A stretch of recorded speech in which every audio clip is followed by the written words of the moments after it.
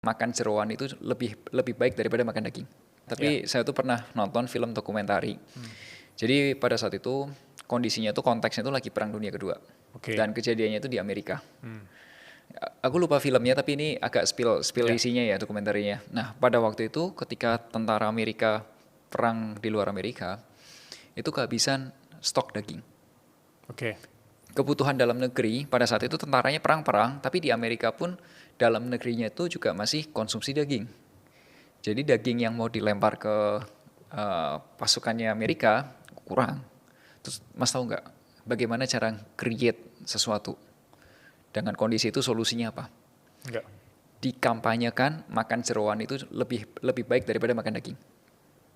Dikampanyekan di Amerika atau di dalam Amerika? Dalam Amerika, Supaya dagingnya dilempar fokus ke tentara. tim perangnya.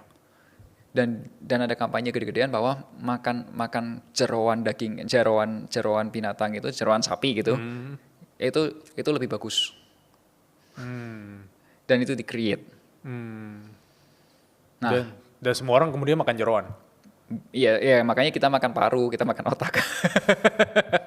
Dari sana Mas. Mas pernah makan paru kan? Pernah.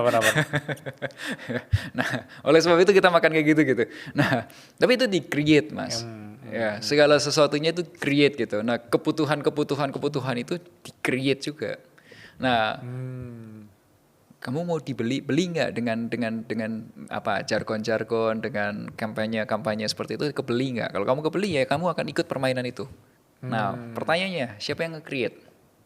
Benar. Siapa yang nge-create? Oke, misal tanya, tadinya kita nggak ada kebutuhan untuk subscribe untuk nonton film gitu. Tiba-tiba kita ada kebutuhan. Kira-kira siapa yang create?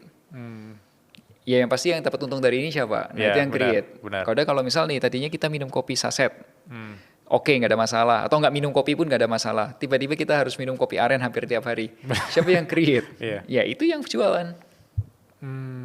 They create. Nah kalau itu semua dibeli, semua diiyain, semua dipenuhin, wah ya mau uang berapapun Mas, nggak harus Gen Z, nggak harus yang usia 20-an, mau usia 20-an, mau usia 30-an, mau usia 40-an, atau bahkan pensiun pun ngikutin itu semua ya nggak kebeli.